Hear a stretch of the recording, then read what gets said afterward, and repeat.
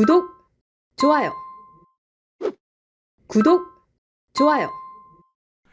자, 이부자의 전문가이죠. 군사 전문가이자 중동 또 중국 전문가이신 또 한반도의 대북 전문가이신 이충근 박사님 연결해서 지금 상황을 한번 여러 가지 상황을 한번 점검을 해보겠습니다. 이충근 박사님 나오셨습니까? 네네, 안녕하세요. 예, 오랜만입니다, 박사님. 네네네. 예. 이번에 미국이 앞서 말씀드린 대로 이란의 포르드, 나탄즈, 이스파한 핵시설을 타격했지 않습니까? 네네. 군사적 규모 부분도 좀 궁금하고요.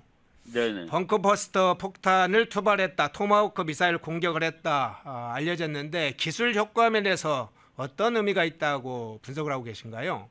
네, 지금 뭐 미국이 그 B2를 만들기 시작한 B2를 처음 만든 것은 뭐 수십 년이 됐습니다만은 이제 제대로 그 역사상 처음으로 B2의 그 위력을 발휘한 그런 사건이라고 생각이 됩니다. 그리고 미국이 그 벙커버스터가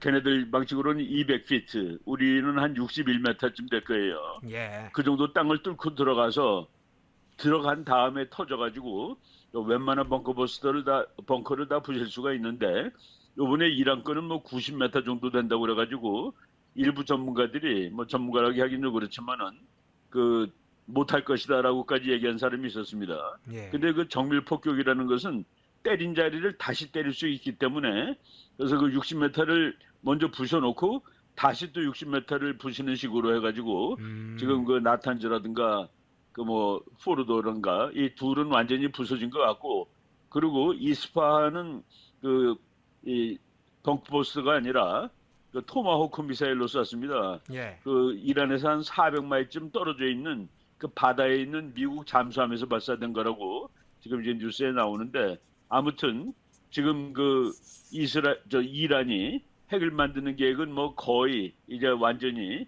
와해가 됐다라고 보시는 게 좋을 것 같습니다. 예. 트럼프 대통령도 뭐 완전히 다 폭파하였다라고 이제 얘기를 했습니다. 예. 사실 지금 말씀드린 벙커버스 폭탄은 사실 전례 없는 공격 아닙니까? 지금까지 그 미국의 처음이라고 군사 봐야죠. 공격에서 사용된 네. 적이 없죠. 네네, 처음이라고 보면 됩니다. 예. 예. 그게 원래 이제 요인 암살용으로 만들었던 건데, 네. 지금은 이제 그 핵시설을 하도 다 지하 깊이 놓으니까 거기에도 뭐 등이 유용하게 사용이 됐다고 봅니다. 예. 그러면 이번에 이제 벙커버스터 결국은 트럼프 대통령 이번 기회에 이란의 핵시설 문제는 완전히 정리하고 가겠다 이런 게 확고한 의지가 군사적으로 표현됐다고 봐야 될까요? 네, 그렇습니다. 트럼프 대통령의 그 언급이 그 어렵지가 않습니다. 트럼프 대통령이 그 하한선, 이란에 대한 하한선은 이란은 어느 경우에도 핵폭탄을 보유할 수 없다라는 것을 뭐 수십 번 강조했습니다. 글로도 강조하고. 그리고 트럼프 대통령이 이제 뭐 지난 2월 달부터 본격적으로 이란 정책을 실시하는데 딱 두 가지를 제시합니다. 첫 번째, 이건 좋은 방법인데, 좋은 방법은 협상을 통해서 그냥 아예 아주 쉬운 말로 썼습니다. 종이 위에다가 사인을 하는 방식으로 이란 핵 문제를 해결하는 방법이 있고, 그것이 안 될 경우에는 폭격을 하겠다. 폭격하겠다는 얘기를 뭐 수도 없이 했기 때문에 어제 폭격한 그 날짜를 우리가 예측할 수 없었습니다만은 폭격이 반드시 있을 거라는 사실은 뭐 이미 다 알고 있었던 얘기라고 볼 수 있습니다. 그런데 2주 정도의 최후 통첩 시간을 줬잖아요. 네네. 그런데 전격적으로 감행을 해서 사실 또 트럼프 대통령의 방식이 새로운 방식이 나왔다 이렇게 평가도 나오고 있습니다.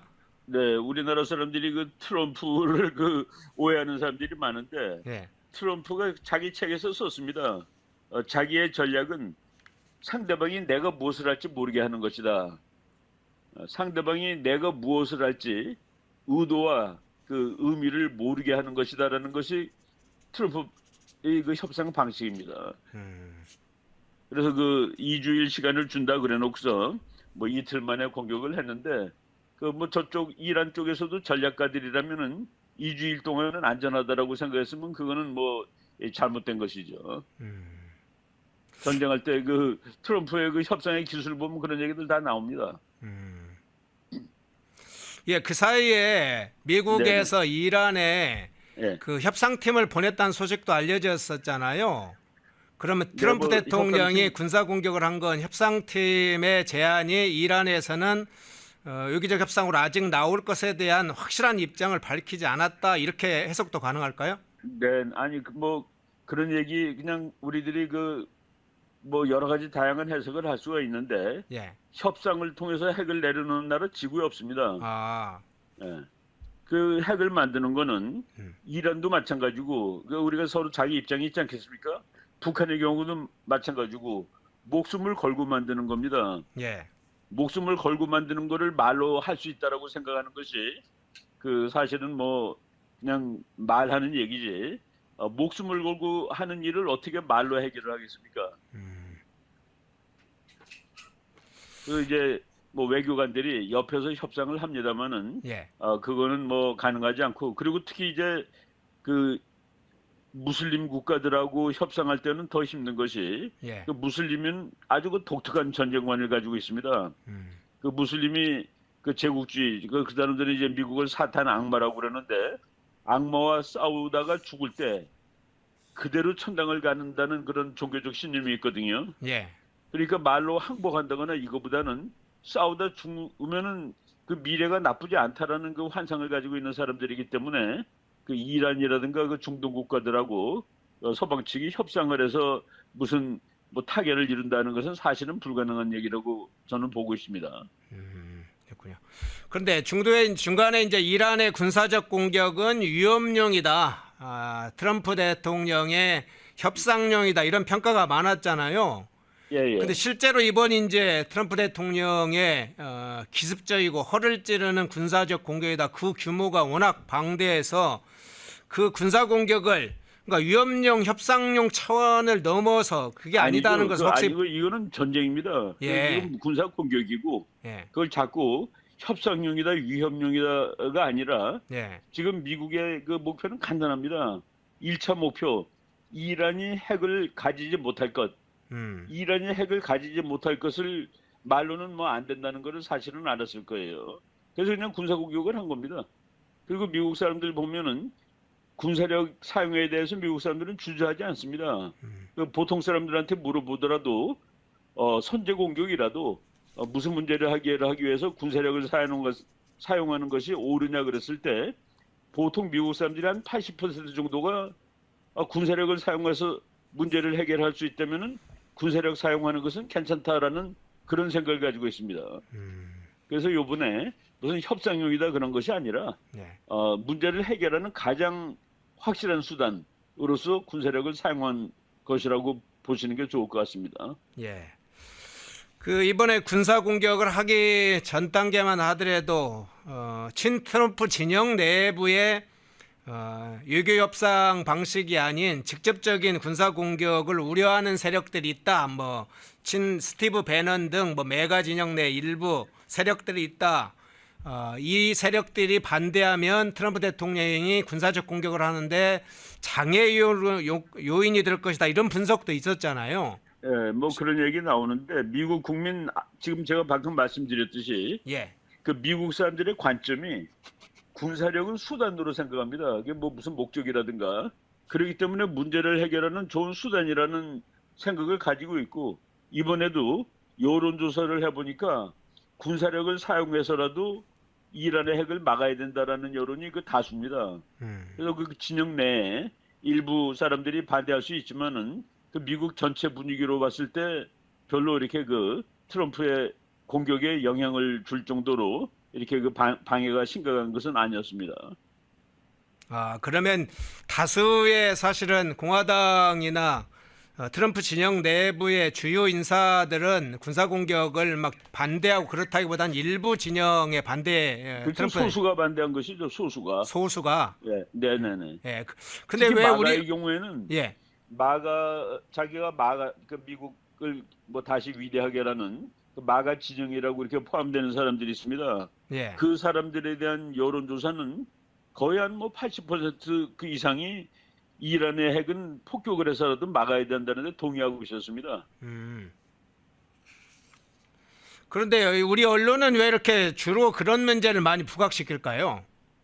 우리 언론은 트럼프에 대해서 상당히 비판적인데 예. 지금 트럼프 대통령은 미국 역대 대통령 중에서 가장 지지율이 높은 대통령이라는 것이 사실입니다. 예. 심지어 그 LA 폭동 같은 거 할 때 그 LA 폭동을 미국이 이제 군사력을 동원해 가지고 진압을 했는데 그 이전에 한 53% 정도 국민들이 트럼프를 지지했는데 LA 폭동을 군대를 투입해서 해결하니까 한 3%더 올랐습니다. 예. 그런데 우리나라에서는 그런 이 내용들이 정확히 보도가 되지 않습니다.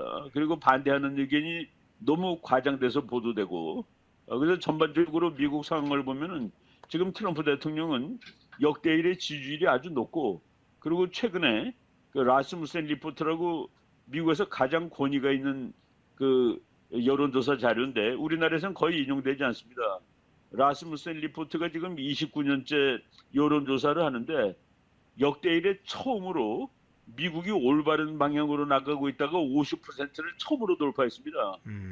그래서 그 여론조사상 미국 국민들이 나라가 올바른 방향으로 가고 있다에 대해서 전부 이렇게 비판적으로 얘기했는데 아무리 지지하는 대통령이라도 트럼프가 처음으로 50%를 기록을 했습니다.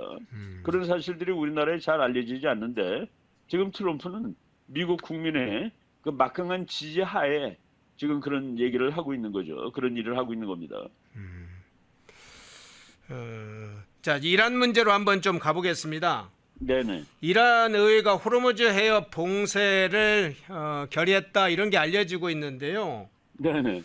뭐 아직 최종 결정은 최고 국가안보회의에서 결정해야 되는데 이란 의회에서 일단 결의를 했다고 하는데 네. 이 호르무즈 해협의 봉쇄 가능성 문제는 먼저 어떻게 보시나요? 예, 이란 의회가 호르무즈 해협을 봉쇄한다 하는 그 얘기는 그 군사 전략적으로 그 무의미한 얘기입니다. 네. 호르무즈 해협을 봉쇄할 실력을 이란이 가지고 있느냐가 중요하죠. 호르무즈 해협을 이란이 봉쇄를 하게 되면은 사실상 그 일본, 한국 뭐 하여간 세계가 다 죽을 수도 있는 그런 상황입니다. 지금은 이제 사정이 달라졌는데 미국의 항공모함이 지난 30년 동안 호르무즈 해협에 두 척이가 있었습니다. 호르무즈 해협에 미국의 항공모함이 두 척 가 있는 가장 중요한 이유는 어느 경우도 호르무즈 해협을 막히지 않게 한다 했습니다. 지금 아마 미국 항공모함이 지금 또 갔죠 거기. 예. 그래서 이란이 호르무즈 해협을 봉쇄하는 것을 의회에서 결의하느냐 여부가 아니라 미국 항공모함 두 대하고 싸울 수 있는 실력이 있느냐가 더 중요합니다. 저는 그래서 뭐 거기다가 이제 무슨 못 쓰는 저 유조선 같은 거 갖다 침몰시켜 가지고 그 다니는 것을 방해할 수는 있지만은 봉쇄하는 것은 이란의 실력으로는 뭐 가능하지 않다라고 저는 보고 있습니다. 예. 만약 해협에 봉쇄되면 미국의 해군 전력이 투입됩니까? 보통 어떻게 대응을 합니까? 그러니까 미국은 호르무즈 해협이 봉쇄되면은 그 미국이 주도하는 세계 그 무역 질서, 경제 질서 그리고 항해의 자유 이것이 완전히 파탄되는 건데 그거는 미국이 가만히 있을 수 없는 일이죠. 그러니까 이란이 호르무즈 해협을 봉쇄한다는 그 개념 자체가 네. 그 이란의 능력을 너무나도 과대해서 말하는 겁니다. 호르무즈 해협은 생각보다 넓어요. 네. 그거를 이란의 해군력으로 그거를 뭐 무슨 대한해협보다 뭐 이렇게 뭐 대한해협도 작은 해협은 아니지만은 이 뭐 좁은 수로가 아닙니다. 그 이게 보면은 꽤 넓은 바다인데 이게 물론 이제 지구 전체에서 보면 좁은 곳이지만은 그것을 봉쇄하기 위해서는 그 미국의 해군력을 깰 수 있는 해군을 이란이 보유하고 있지 않는 한 봉쇄 저는 못한다고 보는 편입니다. 그러면 호르무즈 해협 이외에요. 예, 중동 내에 지금 미군 기지가 여러 곳에 있지 않습니까? 많죠. 네. 그 미군 기지를 이란이 부분적으로라도 공격하는 그런 상황까지 갈 수 있을까요? 예, 그것도 지금 이란이 그 이스라엘이 이란을 폭격한 지 3일째 되는 날 예. 이란 미사일의 3분의 1이 없어졌습니다. 아. 지금 이제 한 일주일 넘었으니까 그보다 많은 그 이란 군사 시설이 상당히 많이 파괴된 상황이고 네. 그리고 더욱 중요한 것은 이란의 그 혁명 수비대의 그 최고의 장군들이 대부분 지금 없습니다. 예. 뭐 전쟁 한 일주일 만에 그 수십 명의 그 최고위급 그 군사 지도자들이 다 이제 그 죽은 상황인데, 이런 상황에서 이란이 그런 그 대전략을 수립하고 또 집행할 수 있을지, 그냥 우리나라 그 언론 같은 데 보면은 이란이 무슨 대단한 민주국가나 되는 것처럼 의회가 결의한다 뭐 이런 식으로 얘기를 하는데, 그 의회가 결의하고 뭐 그거가 아니라 거기는 하메니 혼자 하는 겁니다. 그 사람은 그래서 수프림 리더라고 그러죠. 예. 그냥 보통 지도자도 아니고 최고 지도자인데, 근데 왜 그런 용어를 쓰는지 저는 뭐 잘 모르겠습니다만은, 미국의 일부 그 좌파들이 트럼프 대통령이 공격을 했기 때문에 탄핵을 한다. 왜냐면은 의회의 허락을 받지 않아서 뭐 이런 얘기 하는데, 미국이 의회의 허락을 받고서 전쟁한 것은 1942년이 마지막입니다. 진주만 맞았을 때 예. 그때 선전포고 했고, 그 이후에 미국이 싸운 전쟁 중에서 선전포고한 전쟁이 없습니다. 그런 것들이 역사적으로 이제 대통령이 그 전쟁 수행을 말로는 의회가 하게 돼 있지만은 대통령이 다 할 수 있다는 관례가 된 것이죠. 예. 근데 우리나라 그 언론들을 보니까 트럼프가 저 미국 의회의 허락도 받지 않고 전쟁을 했으니까 뭐 탄핵시켜야 된다라는 얘기도 나오고, 예. 그거는 그 지금 현재 상황하고 좀 동떨어진 얘기라고 저는 생각하고 있습니다. 예. 자, 하메네이 문제도 한번 잠깐 여쭤볼게요. 네네. 지금 하메네이 말씀 앞서 주셨는데, 하메네이가 현재 특수부대 보호를 받으면서 은둔하고 있다, 무슨 산악 지대에 있는지 아니면 어디 지하에 있는지 막 여러 설이 있습니다만은, 네네. 이스라엘에서 암살 작전이 시작됐다. 이스라엘에 뭐 이 시사하는 발언인지 구체적으로 작전에 돌입했다, 이런 이제 일부 보도 나오고 있는데, 네네. 하메네이에 관한 이스라엘 작전, 이 부분 어떻게 생각하세요? 네, 지금 하메네이 이스라엘이 그 암살 작전을 이제 뭐 시도했다라고 나오는데, 요 며칠 전에 트럼프 대통령이 직접 그 자기 트루스 소셜에 하메네이의 이 상황에 대해서 얘기를 했습니다. 뭐라고 그랬냐면은, 소위 최고 지도자라는 당신이 어디 있는지 우리는 알고 있다. 예. 그리고 당신은 아주 쉬운 표적이다. 쉬운 표적이라는 얘기를 합니다. 그렇지만은 당분간 당신을 죽이지 않을 거다. 그러니까 항복해라, 이렇게 얘기를 했어요. 예. 아주 이 본인이 보면은 정말 비참한 분노할 수밖에 없는 그런 그 경고를 했습니다. 그러니까 지금 미국은 하메네이가 어디 있는지 알고 있다라고 얘기를 했고, 그리고 당신은 아주 쉬운 표적이다. 아무 때나 살해가 가능하다. 그리고 지금은 그렇지만은 우리가 공격하지 않을 테니까 안심해라라는 말까지 썼을 정도로. 근데 이제 그 말 나온 다음에 이스라엘이 하메네이를 뭐 암살하겠다라는 그런 작전을 세우고 있는데, 뭐 미국하고 뭐 함께 다 그 말이 되고 있는 거 아니겠습니까? 예. 그 뭐 어디 숨어 있다 하지만은 그거는 뭐 무슨 수비대가 잘 뭐 보호를 하고 그러는 것은 별 관계가 없을 것 같습니다. 지금 다 미사일로 공격을 하기 때문에 예. 무슨 뭐 개인이 가서 뭐 칼로 휘두르는 것이 전혀 아닌 그런 전쟁이죠. 그래서 미국이 뭐 마음을 먹고 또 이스라엘이 하는 것을 허락한다면은 뭐 하메이니도 이제 제거될 가능성이 있고, 오늘 아침에 그 트루스 소셜에는 예. 자기는 정권 교체를 원한다라는 그런 얘기도 썼더라고요, 트럼프가. 예. 그러면은 상당히 한 발 한 발 더 물러나게 되면- 나가는 느낌이 드는데요. 여보세요? 예, 잘 들립니다. 네네네. 예. 그 트럼프 대통령의 그런 여러 가지 발언이나 메시지가 한 발 한 발 계속 나가고 있는 느낌인데요. 그렇죠. 이제 한 발 한 발 진전되고, 오늘 아침에 나온 거는 이제 자기는 이란 정권을 교체하기를 원한다라는 얘기까지 했는데, 지금 사실은 1979년까지는 이란과 이스라엘은 정말 친구였습니다. 예. 그리고 이란과 미국도 친구고, 그리고 그때는 이란하고 한국도 친구였어요. 지금 뭐 우리 앵커께서도 아시겠지만은 그 테헤란로라고 있잖아요. 강남 예. 가면은 예. 그 테헤란 가면 서울로라는 길이 있습니다. 예. 이렇게 두 나라가 다 이렇게 이 자유진영 동맹 체제에 속했던 나라인데 1979년에 그 팔레비 왕이 쫓겨납니다. 그리고 팔레비 왕이 쫓겨날 때 이미 그 아들이 왕세자로 정해져 있었는데 그 아들이 지금 이제 그 뭐 60대 다 됐어요. 예. 그 사람이 그 최근에 그 방송을 했습니다. 예. 이란 국민들한테 다시 돌아갈 날을 기다린다고, 다시 뵐 날을 기다린다고. 근데 지금 이란의 이 국민들의 압도적인 다수가 현재의 그 신정주의 정권을 반대합니다. 한 80% 반대한다고 나오거든요. 그리고 우리가 그 옛날 사진들 보면은 그 팔레비가 왕할 때 독재 국가라고 이제 얘기를 했습니다만은 그 독재는 지금 하메네이라든가 호메이니의 독재에 비하면 이건 상대가 안 되는 뭐 이거는 호메이니랑 비교하면은 팔레비는 독재라고 말할 수도 없을 정도로 국민들이 이제 자유로운 삶을 살았는데 그런 삶을 살았던 기억들이 이란 사람들이 지금 가지고 있습니다. 그런 사람들이 지금 뭐 60대, 70대 됐기 때문에 그래서 그 사람들이 그 옛날 생각을 하고 있고 그래서 그 지금 현재 망명 정부가 있고 그 정부가 들어갈 가능성도 이제 그 배척할 수 없는 이런 상황이라고 보시면 됩니다. 아, 그 망명정부가 팔레비 왕조의 관계자들이 망명정부를 구성하고 있는 건가요?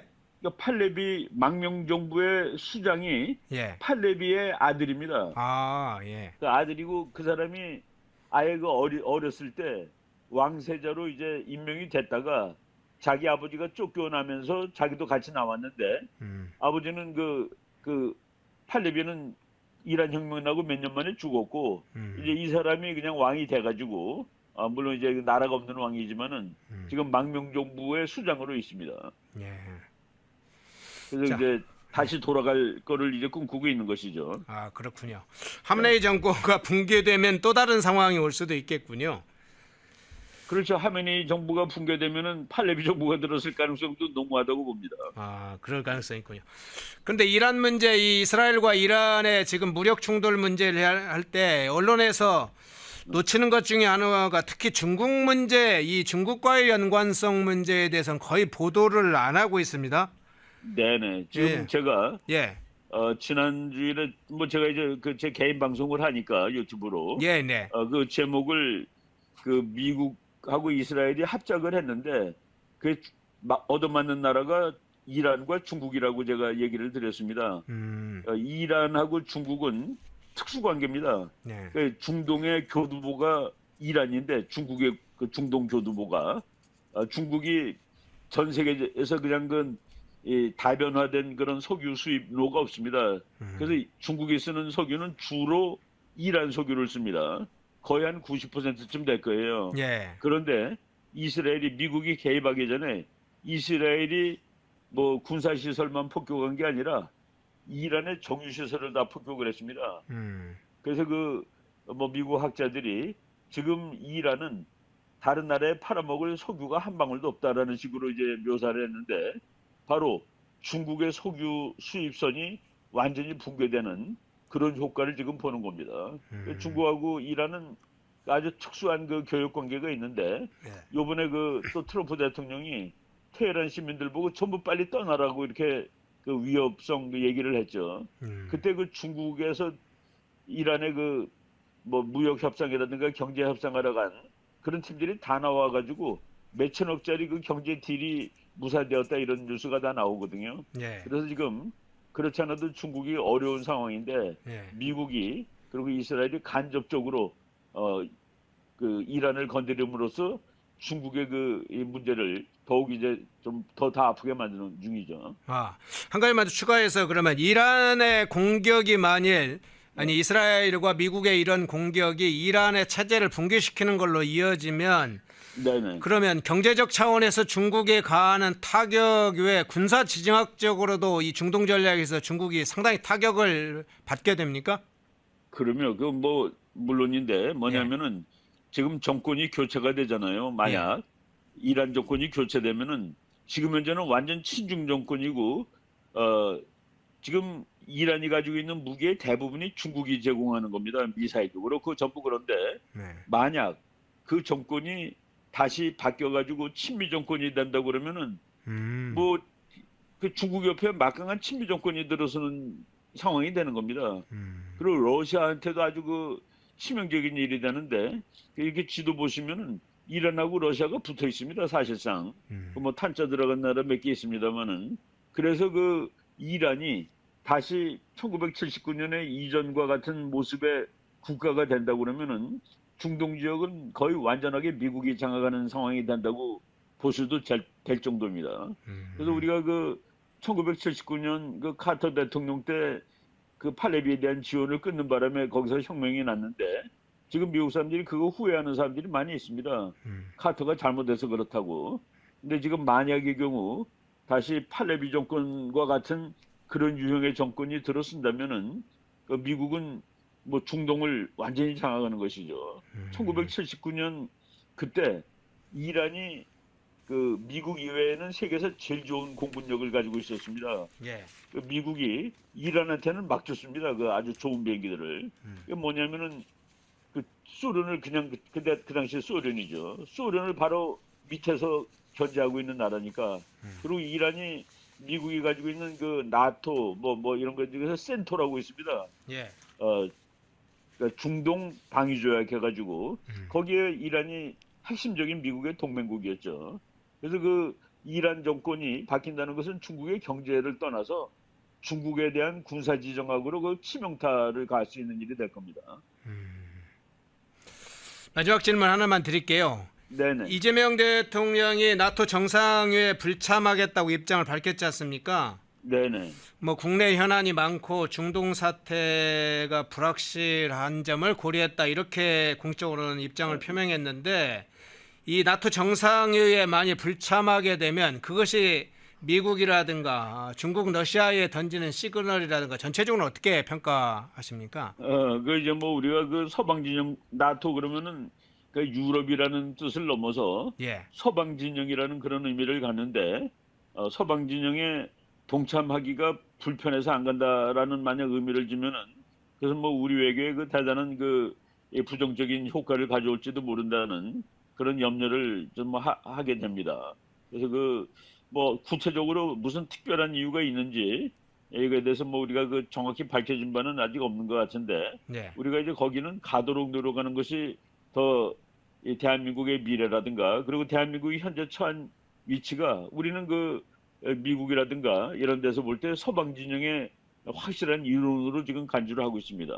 근데 이제 지금 나토는 바로 서방을 대표하는 그런 조직이고, 그 얘기는 뭐 좀 더 제가 그 정확한 기사를 아직 못 봤는데, 예. 약간 그 원론적으로 우리가 그 서방 진영의 노력에 동참을 하도록 하는 것이 타당할 것 아닌가라는 생각을 합니다.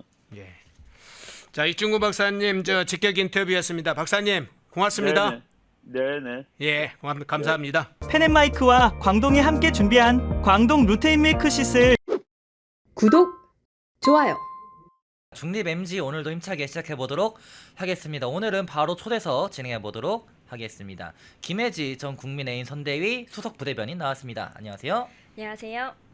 지금 의정활동은 계속 진행 중에 있으신가요? 네, 지금 오늘도 예결위가 열리고 있습니다. 서울시. 네, 추경 지금 하고 있고요.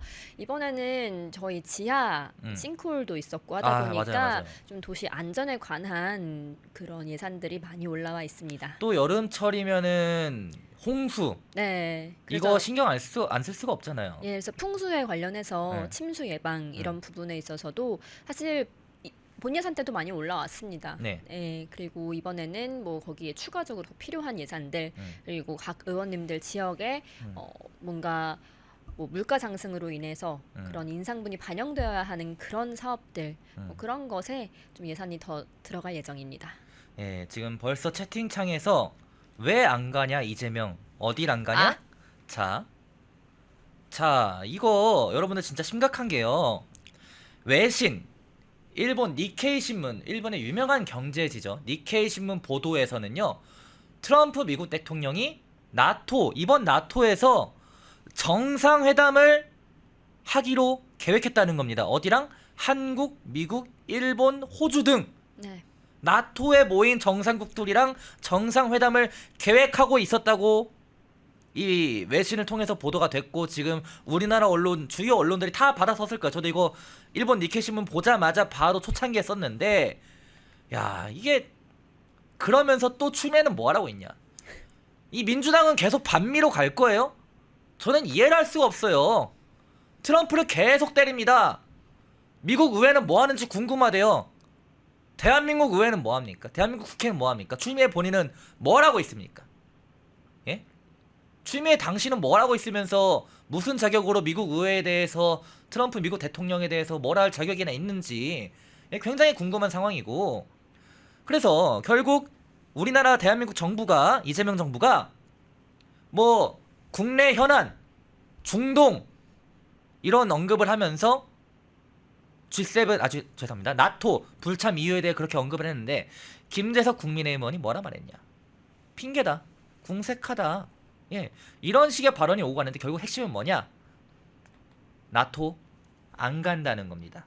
예, 지금 우리나라 정부가, 이재명 정부가 불참을 선언했는데 우선 이 나토 불참에 대해서 좀 어떻게 보십니까? 우선 뭐 실용 외교라고 하면서 쓸데없는 자존심을 부린다고 생각합니다. 이런 쓸데없는 자존심을 부리면서 외교에 대해서 지금 참사가 일어나고 있는 건데요. 이렇게 뭐 우리는 중립을 지킵니다 하고 안 가는 거 아닙니까 지금? 이렇게 중립을 지킨다는 말은요, 스위스처럼 강소국이나 전통적인 중립 국가나 하는 말입니다. 대한민국 어떤 나라입니까? 아직 전쟁이 끝나지 않은 나라고 자유 진영에 있는 국가죠. 자유민주주의 진영에 있고, 또 지정학적으로 보면 북한, 중국, 러시아 이 세 나라, 약간 사회주의가 되어 있는 이 세 나라에 둘러싸인 어떤 중요한 위치에 있습니다. 그렇기 때문에 우리나라는 지금 중립을 운운할 때가 아닙니다. 그래서 지금 줄 서려고 어디 줄 서지 눈치 보다가 결국에 지금 중국이랑 러시아 눈치 보고 안 간 거 아닙니까? 눈치 보다가 지금 실패한 거예요. 근데 중국과 러시아 눈치를 왜 봐요? 아니 우리나라가, 자, 이 소위 말하는 국제 정세에서는, 네. 외교 무대에서는 블루팀, 레드팀이라는 게 있습니다. 네. 우리나라는 블루팀에 들어가야 됩니다. 자유민주주의 국가 진영에 들어가야지 중국 같은 공산 진영 같은 팀으로 묶이면 되겠습니까? 안 되죠. 되는 거잖아요. 심지어 지금 많은 외교 전문가들이 뭐라 말하냐면은 이란 이스라엘 사태 이후에, 중동 사태 이후에 어디가 무대가 될 것이냐? 중국 대만이에요. 중국 대만이 그 다음 무대, 그리고 그 다음 무대는 북한, 우리나라예요. 한반도. 그럼 지금 초장부터 동맹국들 외교 관계에 있어서 잘 잡아놔야 되는 거 아닙니까? 맞습니다. 예. 지금 이거 한미 동맹이 흔들릴 위기에 처해 있는 거나 마찬가지거든요. 근데 본인이 말로는 뭐 한미 동맹 굳건히 하겠다라고 했잖아요. 그런데 이런 중요한 나토에 참석하지 않음으로써 어떻게 보면 미국에 배신한 거나 마찬가지고요. 뭐 알고 계시겠지만 G7 가기 전에 우리는 뭐 이스라엘을 규탄한다, 이란을 공격한 이스라엘을 규탄한다 했는데 G7 갔어요. G7에서 뭐 공동성명 냈죠? 이란 규탄. 그러니까 이스라엘을 규탄한다고 했는데 이재명 대통령은, 네. G7은 이란을 규탄해요. 네네. 그럼 지금 G7 간 게요, 이재명 대통령은 트럼프 외 G7 국가들과 지금 싸우러 갔던 거 아닙니까? 저는 그렇게 보이고요. 그리고 뭐 한쪽에서는 이제 이재명 지지자들은 이 나토 불참한 게 뭐가 문제냐? 뭐 윤석열 대도 안 갔잖아. 뭐 이렇게 얘기를 하는 거예요. 나토 안 윤 가긴 뭘 안 대통령은 가요. 다 갔는데요. 네, 다 갔고, 세 번이나 가지 않았습니까? 그 2022년부터 3번 연속 갔고요. 그렇죠. 자꾸 이 극좌 진영에서 뭐라 말하냐면은 이명박 박근혜도 안 갔다고 하는데, 그때는 러시아, 중국 문제가 지금처럼 전 세계적으로 골머리를 썩는 심각한 일촉즉발의 그런 상황이 아니었어요. 네, 맞습니다. 정확히 2021년인가 그때부터, 2020년부터 이제 중국과 러시아가 세계 질서를 무너뜨린다, 세계 질서의 회방꾼이다, 어지럽힌다, 이런 비판을 받기 시작하면서 소위 말해서 블루팀과 레드팀이 그때부터 생긴 겁니다. 맞습니다. 그래서 블루팀에 대해서는 어딥니까? 미국 같은 완전 그 서방 국가들을 중심으로 해가지고 우리나라도 포함이고 일본까지 네. 포함해서 자유민주주의를 수호하는 진영이 블루팀이고, 네. 그 질서를 어지럽히려는 북한, 뭐 중국 같은 이런 공산당 진영이 바로 레드팀이죠. 레드팀이죠. 네. 근데 나토는 블루팀입니다. 그리고 소위 말하는 뭐 반대 진영에서 지들끼리 모이는 뭐도 있는데, 근데 우리나라는 나토를 가야 되는 겁니다. 가야죠. 그리고 당연히 이명박 가야죠. 박근혜 전 대통령 때는 그런 이 무대가 확립이 안 됐었어요. 맞아요. 그냥 미국 주도의 세계 질서 이거에만 의존하면 됐던 시기였습니다. 그때 안 갔다 해서 뭐 이명박 박근혜도 안 갔으니까 이재명도 안 가도 된다? 이건 말도 안 되는 거예요. 네, 맞습니다. 그리고 이게 말씀하셨지만 미국이 그냥 일극체제로 갔었으면은 이럴 필요는 없었어요. 근데 지금은 그런 상황이 아니라 중국이 치고 올라오고 어쨌든 우리나라는 서방과 연대를 해야 하는 입장인데 이번에 나토를 안 가게 됨으로써 얘들아 우린 레드팀이야 하고 선언한 거나 마찬가지입니다. 우리나라가 정말 외교적으로 고아가 되고 왕따가 될 수 있는 그런 중요한 사건이라고 봅니다. 저는. 자, 저희 자막 두 번째 띄워주시고요. 그리고 지금 이게 연장선상으로 이어지는 거잖아요. 네. G7에서 결국 전 이것도 웃겨요. 한미 정상회담이 불발이 됐어요. 근데 심지어 대통령실 그 당시 브리핑을 보면은 얘네 진짜 뭐 하는 거야? 아마추어 아니야? 이런 비판 나오고 있고요. 그리고 심지어 이번 나토에서는 미국과 일본이 또 만난대요. 또 만납니다. 근데 우리나라만 동떨어져 있어요. 이러니까 아니 뭐 우리나라는 레드팀이냐? 아마추어들만 모였냐? 외교 전문가들 다 어디다 갔냐? 이런 포털 혹은 기사 댓글 반응들이 나오고 있거든요. 좀 이런 상황에 대해서 비판 여론에 대해서 좀 어떻게 보십니까? 그런 비판을 받는 게 당연한 거고요. 지금은 G7 가셨던 거 다들 보시면 아시잖아요. 뭐 미국이랑 불발됐다고 하는데 미국이랑 정상회담을 갖기로 예정이 되어 있었던 건가요? 저는 아시잖아요. 이거 예정되어 있던 게 아니라 우리는 그냥 예상했을 뿐이고 우리끼리 그냥 막 정부에서 이재명 정부에서 우리 미국이랑 회담할 거야 할 거라고 예상돼라고 한 것을 기자가 받아 쓴 거예요. 아니, 뭐 예정됐었다고 하던데요 대통령실은 그래도. 대통령실은 그렇게 얘기하지만 뭐 미국에서 양해도 하지 않았습니다. 양해를 구하면서 그냥 나간 거 아니잖아요. 미국에서 그냥 이재명 대통령 오기 전에 나간 거 아니에요? 네, 양해가 있었으면은 공식적으로 그런 입장이 발표가 되었을 거고 기사가 나왔을 텐데 제가 봤을 때는 이게 그 위성락 실장이랑 대통령실이랑 말도 안 맞아요. 대통령실은 계속 얘기를 하는 게 그때도 미국 측의 양해를 구했다. 뭐 이런 입장을 내긴 해요. 계속. 네, 근데 어쨌든 말도 안 맞고 이게 계획도 없었던 걸로 압니다. 트럼프가 미국이 그렇게 뭐 예정이 있었으면은 우리 정말 미안하다, 우리 가봐야 된다 하고 정말 공식적인 입장을 내고 갔겠죠. 근데 그냥 휙 가버린다고요? 그거는 미국이 그럴 리가 없다라고 저는 보는 편이고 어쨌든 캐나다에서도 정상들과 한 명 한 명 1대1로 회담을 가졌는데 이재명 대통령과는 그러지 않았고요. 그리고 이재명 대통령이 만났던 인사가 누굽니까? 남아공 대통령, 네. 그리고 호주 총리, 그다음에 일본의 총리. 그런데 남아공 대통령과 굉장히 막 하하호호 웃으면서 그런 게 찍혔고 호주 총리에게는 초면부터 외모가 뭐 잘생겼네요, 뭐 미남이네요 이러면서 외모 평가를 하면서 외교 결례를 범했고요. 그다음 일본 총리와 그 사진이 나왔는데 일본 총리가 굉장히 많이 표정이 안 좋더라고요. 네, 그 정도를 보면 지금 G7에서 이렇다 할 외교 성과도 없는 것 같고 우리나라 혼자서 북치고 장구치고 한 거 아닌가? 왜 갔는가? 정말 이스라엘, 이란 이거 놓고서 싸우러 간 건가? 네, 그렇게 보입니다. 자, 그리고 자막 세 번째 준비해 주시고 아니나 다를까 우려했던 게 나오는데 미국 전문가들이요 입을 모아서 지금 이재명 나토 불참의 실망스러운 결정이다. 그리고 중국, 러시아의 잘못된 신호라고까지 지적을 했어요. 네, 해당 반응 좀 어떻게 보십니까? 굉장히 위험한 발언들인데요. 우리나라가 정말로 한미 동맹이 끊어질 위기에 봉착해 있다. 이러다가 정말 미군 철수까지 나오는 거 아닌가. 그렇게 되면 우리나라 당장 전쟁 터져도 이상하지 않잖아요. 네. 네, 많이 두렵습니다. 네. 그리고 지금 미국의 이런 반응들을 보면은 대통령실에서는 이 니케이 신문 아까 제가 언급했던 그 보도에 대해서 뭐라고 말했냐면은 지금 답변할 잠시만요. 지금 뭐라 했었냐면은 대통령실이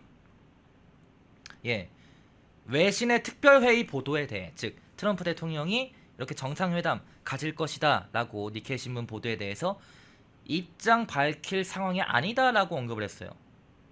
저는 이 발언 보면서 대통령실이 정말 준비가 안 됐구나 라는 생각이 들었습니다.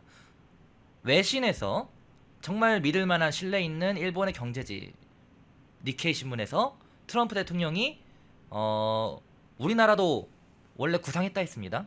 정상회담 관련해서 한국, 미국, 일본 뭐 등등 해가지고 정상회담 가질 계획이었다라고 보도를 했으면은 거기에 대해서 답변을 내놓아야지, 해명을 내놓아야지, 뭐든 내놓아야 됩니다. 입장을 뭐라 내놓아야 되는데 거기에 대해서 입장을 밝힐 상황이 아니다. 이건 말이 안 되는 거 아니에요? 네, 말이 안 되죠.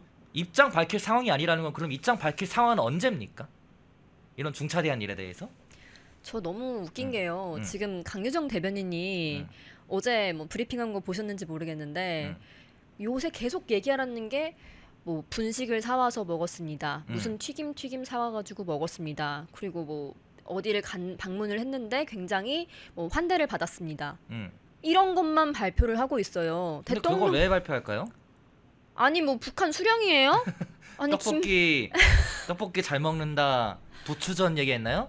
무슨 네, 전 뭐. 먹었다. 네, 아니 뭐 근데 떡볶이를 떡볶이를 먹든 부추전을 먹든 우리나라 경제에 대해서 혹은 뭐 외교 상황이랑 무슨 관계가 있습니까? 약간 어린이집에서 주는 음. 그 일기장 같아요. 사진으로 이렇게 보내주거든요. 아이들 선생님들이 찍어가지고 오늘 뭐 먹었어요. 오늘 이런 거 정말 잘 먹더라고요. 이러면서 그런 거는 지금 있잖아요. 저 얘기가 있죠. 예. 그러니까 그런 거 보는 느낌이더라고요. 지금 대변인부터가 대통령실 대변인이 지금 뭘 하는지 모르겠어요. 아니 이거를 대통령실 대변인은 왜 그런 브리핑을 해요? 그러니까요. 네, 얼마나 할 일이 없으면? 그러니까 북한에 우리 수령님 이렇게 잘하십니다. 우리 수령님 어디 갔더니 시민들이 환대합니다. 이거잖아요. 와 이재명 이런 짤도 보셨나요 혹시? 못 봤어요. 인터넷에 돌아다녀요. 뭐 했는데 와 김밥 먹는 이재명, 와 지역 화폐 뿌리는 이재명, 막 이런 뭘 해도 다 와 나토 이재명이다. 안 가는 이재명은요? 그건 아직 안 나왔네요. 나토 안 가는 정말- 이재명은. 정말 미국 트럼프 그렇게 만나고 싶어 하더니 음. 안 간 게 정말 아이러니하고요. 막 댓글도 막 나오는데 우리 채팅창에 뭐 네. 방구석 여포 막 이런 식으로 아우. 아 진짜 방구석에서는 대한민국에선 여포예요. 네. 그리고 제가 과거 이재명 민주당 대표 시절 그 어록들을 보니까 그 윤석열 정부 취임 첫 해 되던 2022년에 그 외교 성과에 대해서 외교 참사다라고 비판을 많이 했습니다. 네. 그때 이재명이 지금 이재명 정부의 G7 나토 불참에 대해서는 뭐라 말할지 굉장히 궁금하지 않습니까? 네, 항상 과거에 본인들과 싸우는 민주당입니다. 음. 정말 웃기지 않습니까? 음. 지금 대통령도 이재명 대통령이 예전 성남시장 시절에 이야기한 게 있어요. 대통령도 죄가 있으면은 벌을 받아야 하지 않겠습니까, 여러분? 뭐 이런 영상이 돌아다니더라고요. 네. 네, 본인이 말한 거예요. 음. 근데 본인이 그렇게 말해놓고 지금 본인 대통령 됐는데 어쨌든 사법부를 압박해가지고 그랬던지 재판 중지법을 발의를 하거나 이랬던 모든 부분이 재판 연기되고 지금 재판을 받지 않고 있잖아요. 이게 국민들에 대한 배신이라고 저는 단호히 말씀드리고 싶습니다. 알겠습니다. 자, 그리고 저희 네 번째 자막 띄워주시고요. 근데 이게 이재명 혼자만 그런 게 아니라 민주당은 저는 의아한 게 이 추미애 혼자만의 생각일 수도 있어요. 추미애 혼자만의 의견일 수도 있습니다. 일단 계속해서 이 이란 이스라엘 사태에 대해서 추미애는 아니 미국을 규탄하는 걸 넘어서서 이제는 미국이 법을 어겼답니다. 국제법을 어겼다. 미국이 루비콘강을 건넜다. 이런 식으로 얘기를 하고 있어요. 근데 G7은 공동 성명에서 분명히 이란을 규탄했습니다. 이스라엘을 규탄한 게 아니라 이란을 규탄했고 네, 맞습니다. 추미애는 심지어 이젠 직접적으로 미국을 규탄하고 있어요. 뭐 반미하자는 겁니까? 또 막 광우뻥 시즌 2예요. 분명히 뭐 비슷한 거 하나 만들어가지고 광화문 광장에 모여서 반미 운동을 벌이면 어떡하냐라는 우려가 벌써부터 나오고 있거든요. 아니 추미애 민주당 의원은 어느 나라 정치인인지 이해할 수가 없는 그런 행보를 보이고 있는데 어떻게 보십니까? 아, 추미애 의원이요. 당의 중진 의원 아닙니까? 이게 지금 뭐 5선인가 6선인가 그래요. 예. 6선인가요? 예. 아무튼. 그런 사람이 본인의 어떤 개인적인 의견이더라도 이것을 페이스북에 그런 식으로 남기는 것 자체가 굉장히 위험한 일인 줄 모르는 것 같습니다. 약간 그러니까 이렇게 보면요, 가끔 보면 좀 정무 감각이 없으신 것 같아요. 옛날부터 좀 보수의 어머니다 뭐 이런 얘기가 많이 돌았는데 자살골을 많이 넣으셨다고. 네. 근데 이번에 뭐 루비콘 강을 건넜다 이러는데 본인이 요단강 건너신 것 같거든요. 저는 정말 그런 말을 함부로 해서는 안 되고요. 음. 지금 돌아가는 국제 정세가 돌아가는 상황을 모르시나 봐요. 그런 걸 보시는 눈이 없으신 건지 지금 나는 친중할게. 나는 중국이 더 좋아. 미국 너네보다 중국 러시아가 더 좋으니까 미국 너네랑은 나는 같이 일 안 할래. 이렇게 선언한 거나 마찬가지거든요. 네. 지금 뭐 그렇습니다. 그리고 이게 사실 자막 다음 거 띄워주시고요.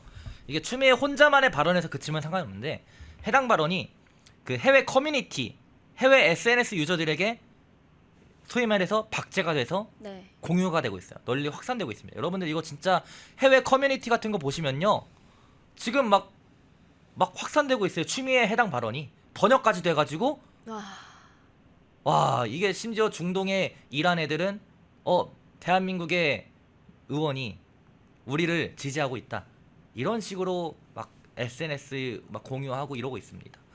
아니 이거 어떻게 해야 될까요? 어떻게 보십니까? 예.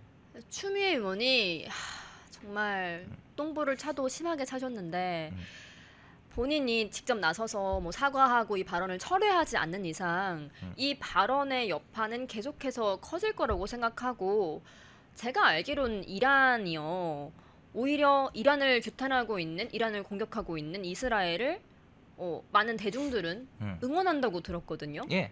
네, 이란이 옛날에는요, 우리 여성들이 히잡을 지금 엄청 쓰고 다녀요. 이란이 맞아요. 굉장히 심하게 그거를 그 규제를 해서 정말 눈만 내놓고 이렇게 다니시는데, 옛날 이란의 여성들은 히잡 안 쓰고 다녔습니다.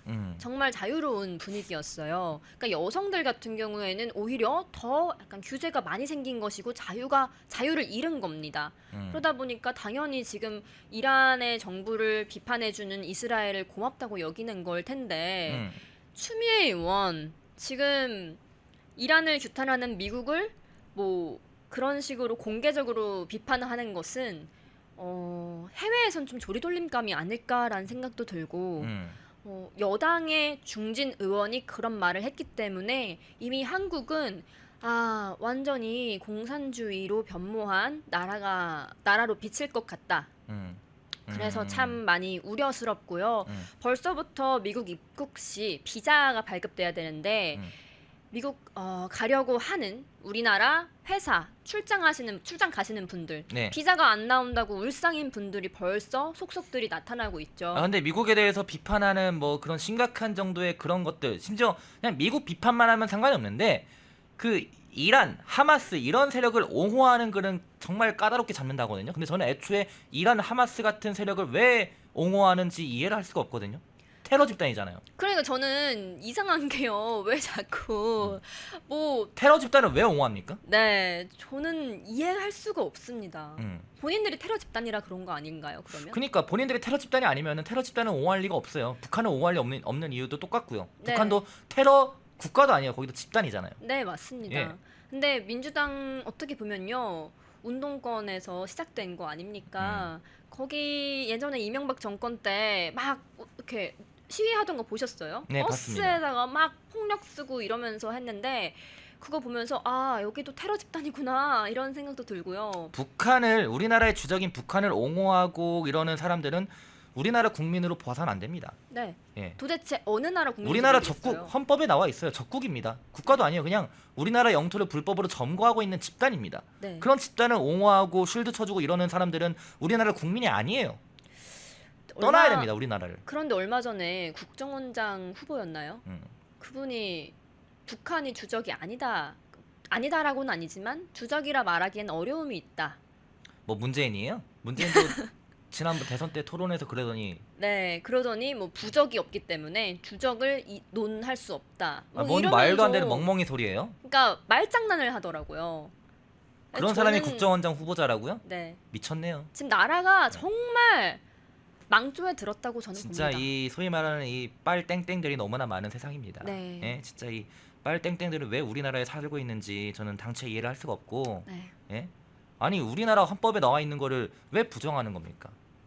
이해를 전혀 할 수가 없고, 아무튼 자, 그리고 지금 이거 문제가 되는 게 뭐냐면은 이 나토 회의 불참은 엄청난 오판이다라면서 국민의힘 외통위원들이 긴급 기자회견을 열었습니다. 자, 기자회견을 열었고 외교 참사 뭐 나갈 때마다 이제 나가지 않아도 외교 참사예요. 네. 이재명의 나토 회의 불참 후폭풍이 굉장히 거센데 반면에 우리나라와 같이 초청받은 이시바 시게루 일본 총리는 예정대로 참석해서 네. 트럼프를 만날 예정이라고 합니다. 자, 그래서 이런 걸 놓고 보니까 뭐냐? 놓고 보니까 문재인의 실패를 따라가는 이재명 정부다라는 겁니다. 예? 나토 정상회의 불참과 자주노선, 내로남불까지 모든 걸 빼다 박았다. 이 내로남불 어디서 나오냐? 이제 저희가 이따 다뤄볼 국내 김민석을 비롯한 각종 여권 인사들의 그런 논란에 대해서 다뤄볼 때 나올 내용인데 네. 이게 이제 취임 한 달도 안 지났잖아요.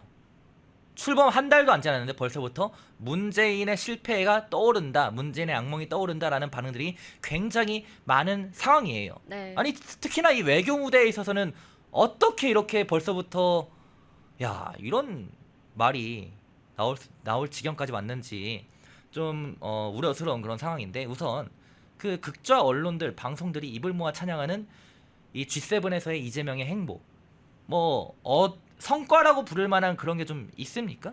어떻게 보십니까? 있었으면 좋겠는데요. 좌파들이 그 이재명 대통령이 뭐 G7에 가서 잘했다고 하는 걸 보니까요. 뭐 누구랑 영국 총리였나요? 뭐 같이 어깨 동무하고 등 토닥토닥하고 가면서 뭐 영어로 얘기하네. 우와 이거예요. 그냥 같이 걸어가면서 뭐 스몰톡 좀 하고 어깨 두드리고 등 두드리고 이거 하나 했다고 찬양을 하더라고요. 저 그거 보고서 살짝 웃겼어요. 좀 실소가 나왔는데 예. 왜냐면은 이전에 윤석열 정부 때요. 윤석열 전 대통령은 미국에서 노래도 하고요. 영어로 연설도 하고요. 그 전에 박근혜 정부 때도 박근혜 대통령 영어로 연설했습니다. 그리고 특히 윤석열 대통령 같은 경우는 단체 사진 찍을 때 가운데에 서지 않았습니까? 센터였어요. 예. 네, 가운데에 서고 뭐 그 다른 정상들이랑 굉장히 자유롭게 대화도 많이 하고 그런 모습 윤 대통령한테도 있었거든요. 그런데 윤 전 대통령한테는 외교 참사라고 계속 밀어붙였어요. 맞아요. 뭐가 참사인지는 모르겠는데요. 계속 막 뭐 예전에 바이든 날리면 그거 가지고서도 계속 꼬투리 잡아서 어떤 외교 성과를 다 묻히게 한다거나 이번에 체코 원전 수주한 것도 사실 전 정권 때의 그 노력들이 성과로 빛을 발한 거 아닙니까? 그런데 취임하자마자 체코 원전 수주됐다고 이재명 정부의 성공이라고 치켜 세우더라고요. 전 이거 보면서 대체 체코 원전에 대해서 이 체코 원전을 수주하기 위해서 이재명 정부가 어떤 노력을 했는데 그런 말도 하지 않고 와 이재명 우리 수령님 이러고 있는 거거든요. 네. 저 그런 걸 보면서 너무 우스꽝스럽고 정말 한 사람만을 위한 나라가 되어가고 있구나라는 좀 안타까운 마음이 들었습니다. 자 반전 토칸님이 5,000원 후원 감사합니다.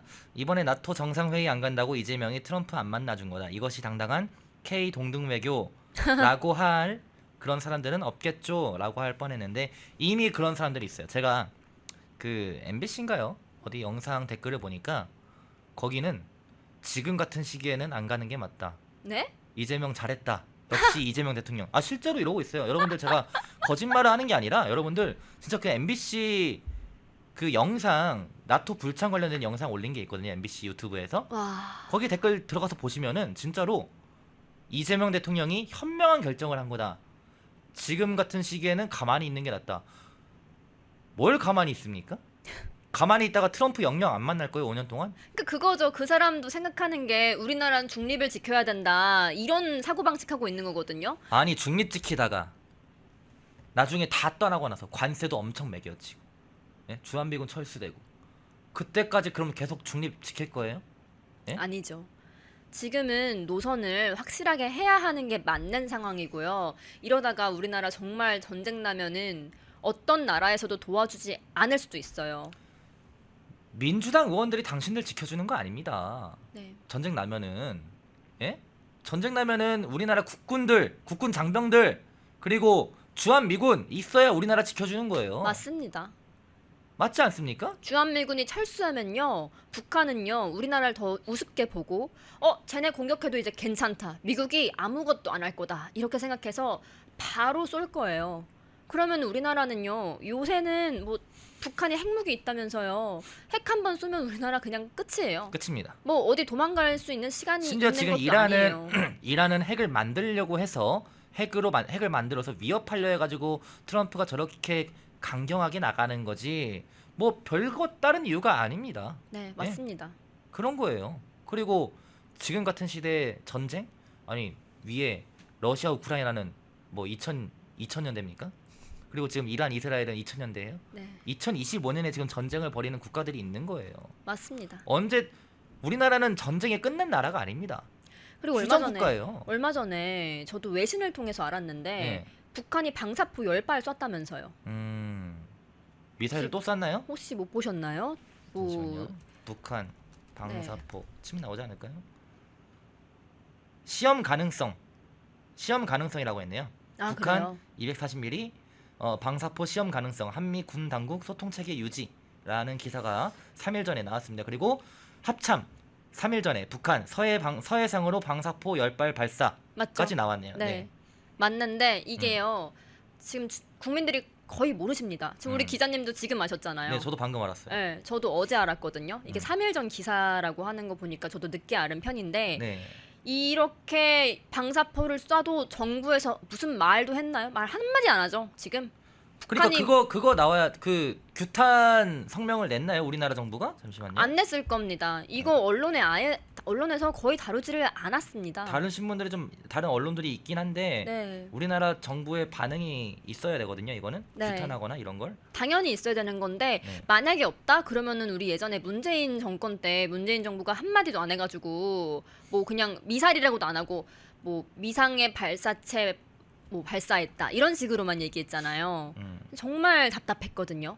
그런데 또 같은 일이 반복되고 있고 이번에는 아예 쉬쉬하는 것 같아요. 제가 그 포털에 검색을 해봤어요. 북한 네. 방사포 대통령실 입장 치니까 안 나와요. 예, 지금 안 나옵니다. 제가 못 찾은 걸 수도 있는데 네, 예, 지금 안 나오고 있습니다. 그런 상황입니다. 네, 예. 맞아요. 처음에 네, 초롱토토토비님 말씀하신 것처럼 저도 이제 외신에서 나온 걸로 알았거든요. 네, 정말 심각한 문제입니다. 언론도 통제를 되게 많이 당하고 있는 것 같고, 정말 제가 어제 이제 주일이었잖아요. 네. 6.25 기념 예배가 있었어요. 저희 강동구 교회 네, 연합회에서. 이틀 뒤면 6.25죠. 네. 우리나라 이재명 정부가 어떻게 6.25에 대해서 다룰지 지켜보겠습니다. 네. 그런데 이제 거기서 목사님께서 이야기를 하시는 거예요. 6.25를 잊은 자들에게는 다시 6.25가 올 수도 있다. 그러니까 전쟁을 잊지 말아야 한다라고 했는데 우리나라 지금 전쟁을 잊은 것 같아요. 요새 초등학생들한테 6.25 물어보면 잘 모른답니다. 모르죠. 근데 잊어서는 안 됩니다. 네, 네. 6.25 그러니까 6월 25일이 원래 공휴일이었지 않습니까? 네. 근데 어느 순간부터 공휴일이 아니에요. 네, 오늘도 저 오전에 이제 제향군인회에서 하는 6.25 참전 유공자분들 모시고 기념식을 했는데 네. 거기서도 서울시 지부장님이 얘기하시더라고요. 구순이 넘으셨어요. 그러니까 당시 소년병으로 이제 참전했다가 지금까지 정정하게 계신 건데 그분이 이야기를 해주시기를 6.25를 공휴일에서 제외하고 초등학교 아이들이, 중학교 아이들이 6.25를 잘 모른대요. 그래서 모자에다가 마크만 붙인 게 아니라 6.25 참전 유공자라는 이렇게 멘트까지 다 넣으셨다 하더라고요. 그래서 그거를 꼭 쓰고 다니고 아이들에게도 보여준다고. 네, 그렇게 말씀을 하시는데 우리나라가 지금 이런 미사일 쏜 거에 대해서도 규탄하지 않고 계속해서 쉬쉬하고 넘어가면요. 우리나라 몰래 잠입돼가지고 남침 당한 것처럼 또 그런 일들이 벌어질 수도 있다는 것.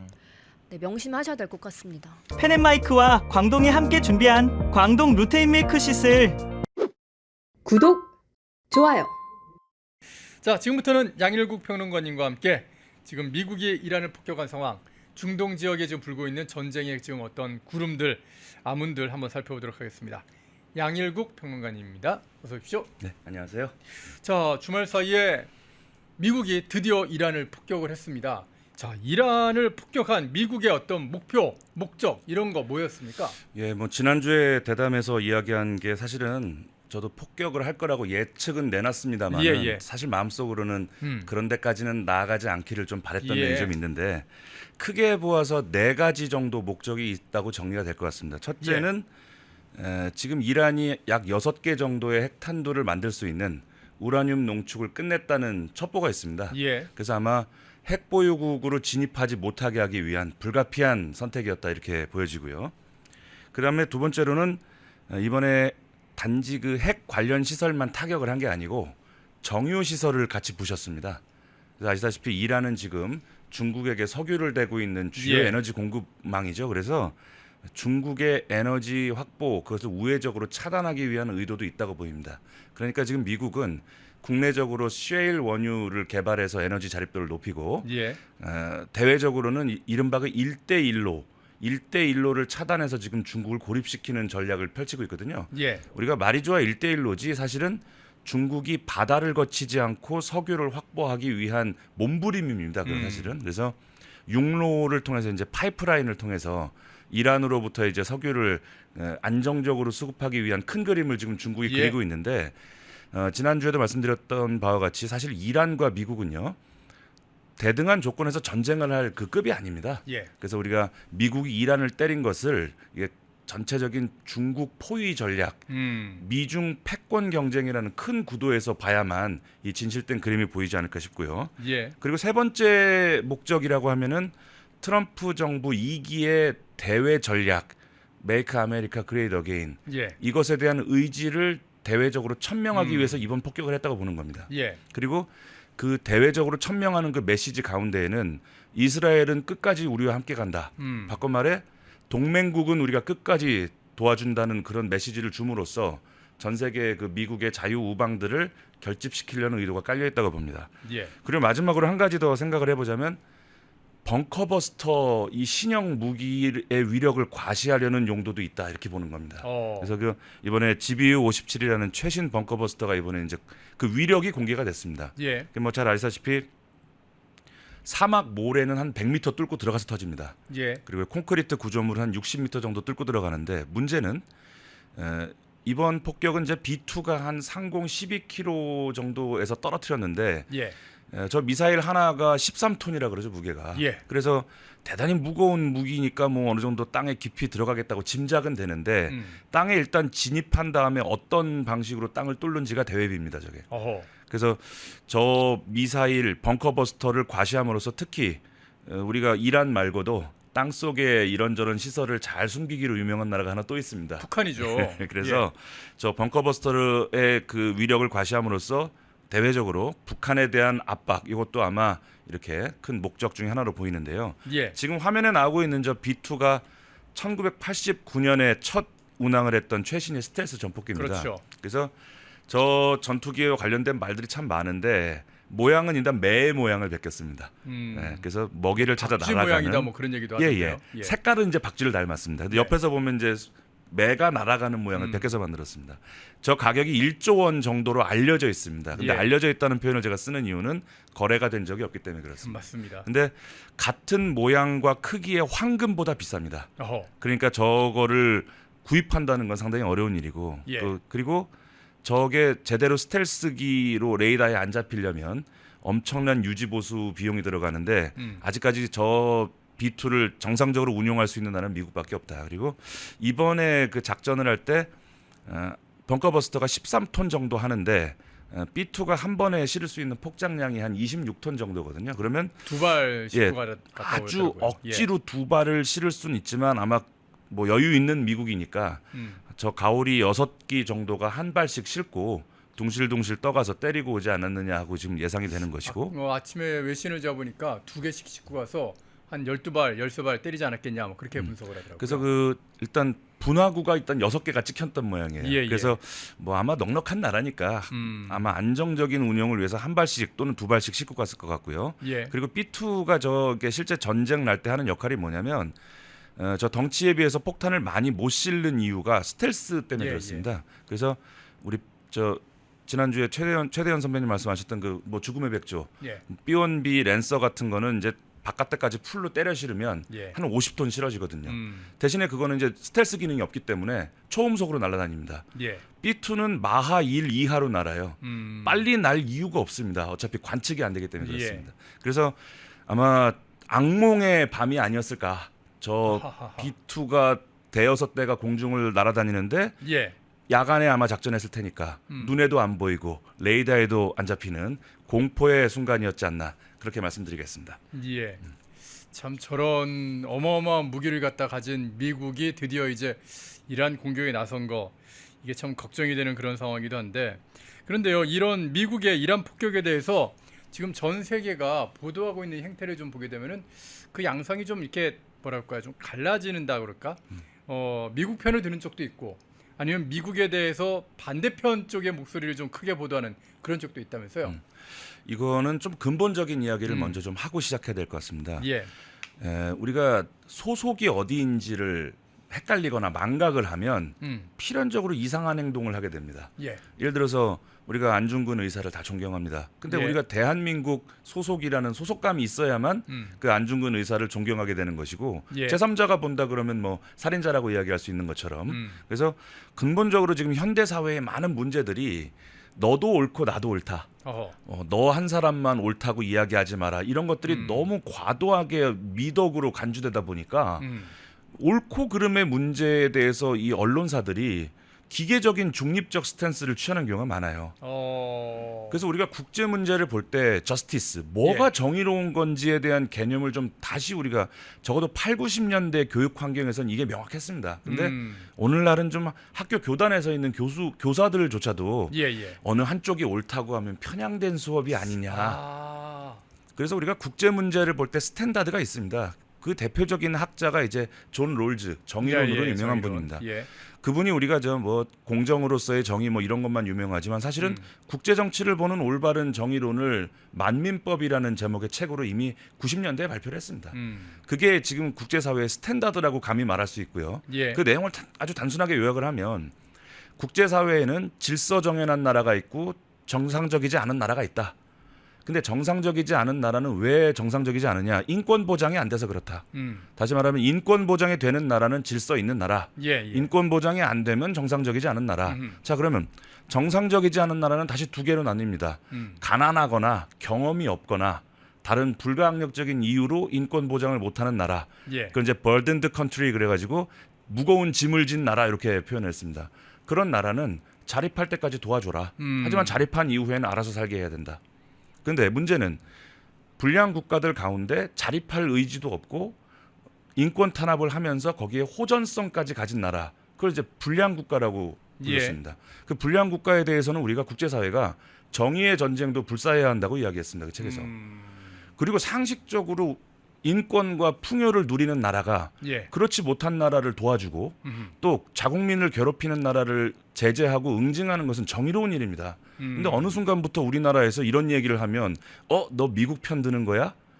이건 미국이 그래서가 아니라 우리의 상식, 보편적 정의에 일치하는 것이다 이렇게 보고요. 예. 그래서 말씀하신 것처럼 좀 언론사들이 자유우방의 맹주인 미국이 이스라엘과 함께 전 세계 최악의 인권 탄압국인 이란을 지금 응징한 상황을 예. 기계적 중립 스탠스로 보도한다. 정의롭지 않은 겁니다. 그거는. 이란은 그동안 수많은 인권 탄압을 자행해 왔고 예. 핵무기 개발이 임박한 것으로 알려졌다. 자유진영이 자국의 안보와 중동 지역의 뭐 지속 가능한 평화를 위해서 이번 공습을 단행했다. 이 정도 스탠스로 가는 게 저는 올바른 언론이라고 보는 겁니다. 예. 근데 말씀하셨다시피 지금 뭐 잠시 후에 자료 한번 보시겠지만은 어떤 신문들은 아예 그냥 이란의 입장에서 쓴 게 아닌가 싶은 그런 헤드라인이 보이는 겁니다. 예. 그래서 뭐 우리가 가장 중동 이란의 입장을 대변할 것 같은 매체가 이제 알자지라라는 매체인데 저 보면은 뭐 미국이 먼저 이 싸움을 걸어서 이란과 이스라엘이 지금 미사일을 주고받는 위기가 시작됐다. 벌써 이 헤드라인 안에서 주는 뉘앙스는 위기를 키웠다라는 그렇죠. 그런 얘기를 하고 미국이 있군요. 만들었다는 예. 이야기를 하는 겁니다. 예. 뭐 최대한 선배님 기자 생활 해보셨기 때문에 잘 아실 겁니다. 그래서 이거는 알자지라 방송이니까 이해가 가는데 예. 멀쩡한 외국 매체들이나 자유진영 매체들까지 저 비슷한 논조로 가고 있어서 우려가 되는 겁니다. 지금. 예. 다음 한번 이건 CNN인데 네. 알자지라 방송하고 거의 논조가 비슷하다는데 어허. 제가 좀 충격을 금할 길이 없는 겁니다. 예. 그리고 우리나라 사람들이 또 CNN에서 그렇게 보도를 하니까 뭐 CNN이면 유명한 매체고 네. 뭐 그 매체가 저렇게 보도하니까 맞는 거 아니냐. 이거 조심하셔야 된다는 겁니다. 그래서 제가 아까 말씀드린 그 국제 사회를 보는 정의의 이론, 그 롤즈의 이론을 우리가 뼛속 깊이 새기고 나서 신문을 봐야지. 예. 그 무정견의 상태, 그냥 너도 옳고 나도 옳아라는 그런 상태에서 신문을 보면 CNN도 이제 믿을 수 있는 신문이 아닌가, 믿을 수 없는 신문이 된 것이 CNN은 아닌가. 이미 이제 폭스한테 따라잡혔고요. 예, 지금 예. 폭스가 미국의 주류 언론이 지금 돼 있는 상황입니다. 그래서 이름 알려진 저런 신문도 알자지라와 같은 네. 좀 충격적이었습니다. 다음 예. 화면 한번. 예. 이거 네, 요거는 로이터네요. 로이터입니다. 로이터도 말은 좀 긴데 음. 결국은 미국이 가해자라는 논조로 보도하고 있는 겁니다. 사실은 상당히 중립적인 매체여야 하는데 로이터는 뭐 이런 게 아무렇지도 않게 우리 눈앞에 펼쳐지다 보니까 우리가 지금 국제사회를 바라보는 우리의 소속을 헷갈리기 충분하다, 그런 우려가 되는 겁니다. 이란인들의 목소리를 듣고 싶다라는 어떤 저런 얘기 기다리고 있다는 얘기는 글쎄요. 이건 약간 제목은 괜찮은데 내용은 그런 내용이 아니었나 봅니다. 기사가. 그 반전 시위대의 목소리를 지금 이 상황에서 보도하는 게 맞느냐라고 저는 좀 묻고 싶은 겁니다. 반전 시위대군요. 저 시위대가 그렇군요. 알겠습니다. 예, 뭐 다음 페이지 보시면 거기 이제 BBC BBC가 도 있네요. 그나마 전통의 매체고 자유우방의 매체이기 때문에 이 신문 논조는 미국이 왜 공습을 하게 됐는가에 대한 예. 그 전후 사정, 그리고 특히 영국, 독일 같은 자유우방들이 이란을 상대로 더 이상 중동에서 위험한 일을 만들 수 있는 행위를 자제하라, 예. 이런 논평을 했다는 것을 자세하게 보도를 했거든요. 그래서 아마 제가 대충 훑어보고 왔습니다마는 BBC 정도가 그래도 제대로 보도한 것이고 나머지 신문들은 좀 논조가 좀 헷갈린다, 이런 상황에서 지금 공부하는 학생들이나 우리 국민들이 이런 언론 환경에 노출되어 있다는 것이 좀 우려가 되는 것이고, 예. 여기서 이제 국내 언론으로 넘어오면 더 황당한 얘기들이 많아요. 그런가요? 어허. 뭐 간단하게 제가 뭐 헤드라인만 따온 거지만 이게 지금 과연 자유우방의 일원으로 한미동맹으로 70여 년간 6.25를 극복하고 성공과 번영을 이룬 나라의 신문이 주목해야 될 속칭 말로 야마냐고 제가 묻고 싶은 겁니다. 무엇이 정의인지를 그냥 계량으로 좌우를 갖다 그 어떤 균형을 맞추고 이쪽 편과 저쪽 편이 있으면 이쪽 편과 저쪽 편이 어느 쪽이 옳은지를 따지기보다 똑같은 분량으로만 하는 게 정의다, 이렇게 주장하는 거죠. 기계적 중립에 서는 거죠. 왜냐하면 예. 이건 뭐 저도 기자 생활 좀 해봤습니다만은 이 기자들이 바빠요. 그러니까 그 부분을 깊이 있게 공부할 시간이 없다는 뭐 그런 뭐 변명도 가능하겠지만, 기계적인 중립은 때로 악을 비호하는 게 될 수 있습니다. 이를테면 제가 어떤 경험을 했냐면, 예전에 북한 인권과 관련된 세미나장에 나갔는데 예. 어떤 학자가 그러는 거예요. 제 반대 입장에 있는 양일국 씨, 북한의 인권 탄압이 있다는 거 인정해. 하지만 대한민국 남한에도 인권 탄압은 있잖아. 그러니까 한반도 전체가 인권 탄압의 문제를 같이 갖고 있는 거 아니야? 이런 식으로 얘기하는 거예요. 전형적인 기계적 중립이죠. 예. 그러니까 이건 마치 위암 말기 환자랑 오늘 소화 잠깐 안 되는 위장병 환자를 동급으로 보는. 그래서 우리가 저런 기계적인 중립은 자칫 우리가 악을 비호하는 것이 될 수 있다, 이런 문제의식을 가져야 될 것 같습니다. 언어의 장난질 같은 그런 느낌이네요. 결국 기본은 그거 아니겠습니까? 이번에 이란 이 전쟁 상황, 이란 폭격 이 상황에서 한국은 과연 어떤 입장을 좀 취해야지 우리의 국익을 극대화할 수 있겠느냐. 정의도 물론 중요하고 하겠지만 정의와 국익을 같이 가져갈 수 있다면 최고의 선택 아니겠습니까? 우리는 과연 어떤 선택을 해야 될까요? 조금 전에 인트로에서 최대현 선배님께서 아주 정확하게 지적을 하셨다고 생각합니다. 예. 우리가 자유우방의 일원이라는 점을 이럴 때일수록 더 명확히 해야 됩니다. 예. 예를 들면 우리는 중동의 지속 가능한 평화를 위해서 우리가 국제사회에서 해야 될 역할을 뭐 하겠다. 예. 내지는 우리는 기본적으로 전쟁 등 폭력 수단은 반대하지만 이란이 조속히 핵 협상 테이블로 나와서 예. 추가적인 피해를 막아야 한다. 뭐 이 정도 논평이 나가는 게 맞는데 아시다시피 지금 뭐 이스라엘을 규탄하는 듯한 예. 그런 논평이 외교부에서 나간 바도 있고요. 예. 또 나토 회의에 지금 안 나간다고 하고 있는 거 아니겠습니까? 위성락 예. 실장을 이제 보내겠다는 건데, 이런 일련의 맥락이 국제사회에 어떤 메시지를 줄지 상당히 우려스러운 상황입니다. 어찌 보면 지금 이재명 대통령은 후보 시절에 그 뭐 잦은 어떤 말실수 예. 또는 그 이른바 그 망언이라고 불렸던 그 말실수들을 만회하기 위해서라도 지금 국제 우방들, 자유 우방들하고 관계를 더 가깝게 해서 좀 오해를 불식시켜야 될 풀어야죠. 타이밍인데 예. 트럼프 대통령이 깔아놓은 이 나토 회의에 안 나간다는 것은 상당히 국제사회에 나쁜 시그널을 줄 거다. 그리고 중국과 러시아처럼 대한민국의 그 적국, 중국, 북한, 러시아 등은 기회가 왔구나. 한미동맹이 문재인 정부 시절처럼 고리가 좀 약해지고 있구나. 어허. 이런 시그널을 받아들일 확률이 크다는 거죠. 그럼 아마도 하다못해 간첩이라도 한 명 더 보낼 수 있고 대한민국 국가안보를 흔들기 위한 망설이고 있던 것들을 하나라도 더 할 수 있는 여건이 된다. 그래서 뭐 적당한 명분은 국제관계에서 적당한 구실과 명분은 만들면 그만입니다. 그러니까 뭐 실무진들이 뭐 착오가 있었던 것 같은데 그 뭐 위성락 실장이 대신 간다는 거 그 터무니없다. 당연히 대통령이 가야 되는데 뭐 공보실에 문제가 있었던 것 같다. 이렇게 뒤집고 가면 됩니다. 어허. 그리고 뭐 아마도 뭐 들리는 얘기로는 예. 이재명 대통령 본인이 이제 국제 무대 경험이 아직 없고 그래서 좀 개인적으로 걱정이 좀 있다 이런 얘기를 좀 들었는데 그래도 국가의 지도자는 때로 하기 싫은 일도 해야 되는 것이고 당연하죠. 그리고 뭐 사실은 이런 얘기를 들었습니다. 제가 여의도에서 한일 정상회담 때 너무 같다. 말하자면 이재명 대통령 지지층의 입장에서 볼 때 예. 야 이거 이시바하고 정상회담 때 너무 같다. 우리가 얼마 전까지 죽창 얘기를 하고 반일 시위를 하던 사람들인데 이거 너무 간 거 아니냐라는 이야기가 나온다는 거예요. 그게 민주당 안에서요? 예, 어허. 지지층들 안에서 어허. 그럴 법도 합니다. 왜냐하면 철천지 원수가 일본인데 네네. 그래서 어떤 그 한일 관계를 정상화하는 노력을 기왕 일부 지지층의 이반을 감수하더라도 한일 관계 정상화에 물꼬를 튀었으니까 기왕 시작한 김에 트럼프 대통령 잘 만나고 오기를 진심으로 바람하지 않습니다. 예. 자, 진짜 바람처럼 좀 되어야 될 텐데요. 예, 댓글창에서 엔젤63님 그리고 최명자님 후원 감사드리겠습니다. 자, 결국 미국이 얼마나 이란에 대해서 추가 뭐 공격을 한다든가 이란에 대해서 뭐 레짐 체인지를 시도한다든가 트럼프 미국 대통령이 얘기하는 거 보니까 이란을 갖다가 위대하게 만들겠다.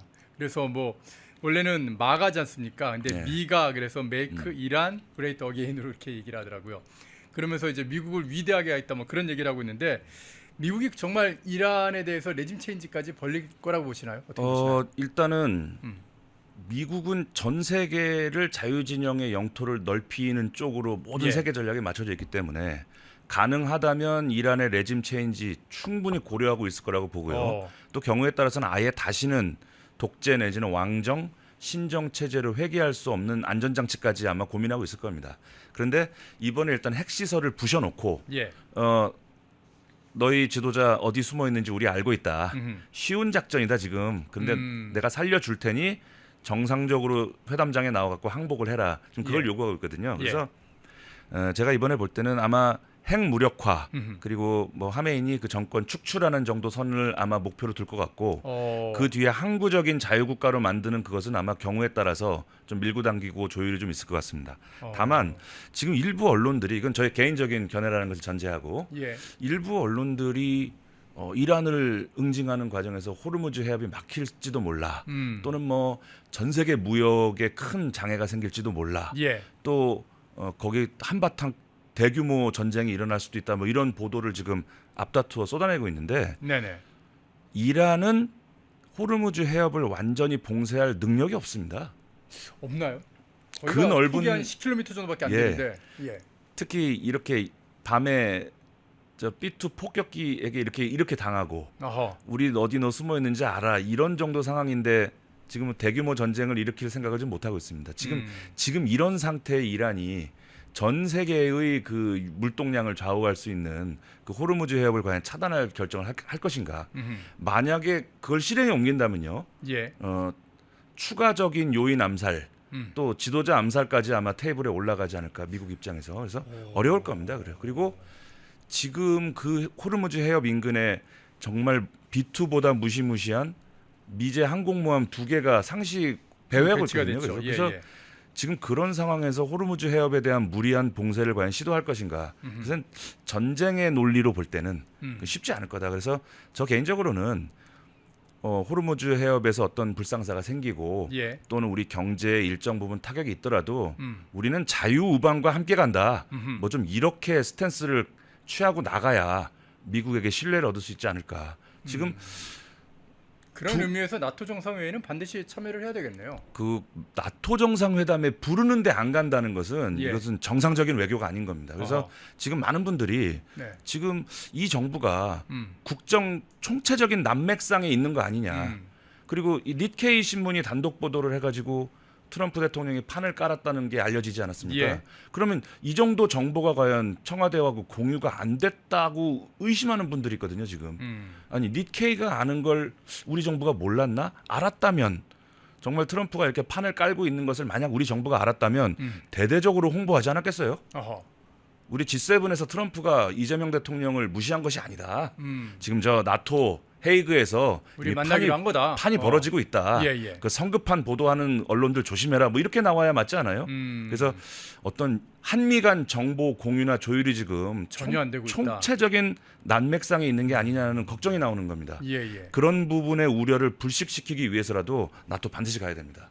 그리고 전례가 있습니다. 전에 그 지소미아가 폐기되는 예, 그 예. 당일에 갑자기 저 전격적으로 아니다, 그거 연장한다. 거기 뒤에 미국의 입김이 있었다는 것은 뭐 당연하죠. 공공연한 예, 예. 뭐 비밀인데 더 심하고 더 강력한 메시지가 나오기 전에 빨리 좀 말을 바꿔서 멋지게 날아가는 모습을 좀 보여줬으면 좋겠습니다. 예. 말씀하시는 동안 청기백기님께서 중립 외교 외치는 거 참 언제적 얘기냐, 이해할 수 없다 그러시는데 지극히 맞는 말씀입니다. 이게 양쪽 진영이 서로 굉장히 사이가 좋을 때는 그땐 중립 외교가 가능하죠. 근데 양쪽 진영이 지금 물어뜯고 서로 싸우고 있는 그런 상황인데 거기서 중립 외교하면요, 양쪽에서 다 맞는 수가 있습니다. 그리고 이 중립 외교라는 것도요. 예. 정치공학적으로 본다면 네. 이제 문재인 정부나 이재명 정부의 주요 지지층이 예. 이제 뭐 좌익 진보 노동계들입니다. 그러니까 대한민국의 국제 정치적 어떤 역학상 반미를 할 수는 없고 그렇다고 또 친미를 했다간 지지 기반이 이반이 예상되니까 예. 이도저도 어쩔 수 없이 나온 궁여지책 비슷한 느낌이 좀 있거든요. 근데 지도자의 덕목을 역사적으로 이렇게 보면요, 훌륭한 지도자는 본인이 꽃길을 걷지 않았습니다. 아이고. 당대에는 소나기를 맞고 욕을 예. 먹으면서도 국가를 위해 하는 거거든요. 그래서 여러 가지로 맞득지하는 면이 있겠습니다. 그렇지만 국익을 위해서 그런 예를 제가 뭐 외국의 사례를 보자면 저는 지금 그게 기억이 나요. 전에 오바마 대통령하고 네. 이제 죽은 아베 총리가 진주만 희생자들의 넋을 기리는 행사에 같이 참여를 합니다.